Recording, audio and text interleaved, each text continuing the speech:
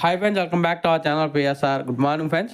Friends, ఈ వీడియోలో మనం అనంతపురం మార్కెట్లో ఈరోజు టమాటో స్టాకు ఎంత వచ్చిందో తెలుసుకున్నాము. నిన్నటికంటే పెరిగిందా తగ్గిందా ఈ వీడియోలో అయితే తెలుసుకున్నాము. ఈరోజు డేట్ వచ్చేసి 7వ తారీఖు 2వ నెల 2024వ సంవత్సరం. ఇక్కడ అనంతపురం మార్కెట్లో అయితే కేవలం 15 కేజీల బాక్సులు మాత్రమే ఉంటాయి. ఇక్కడ 30 మండీలు ఉన్నప్పటికీ కేవలం కొన్ని మండీలకు మాత్రమే స్టాక్ అనేది వస్తుంది.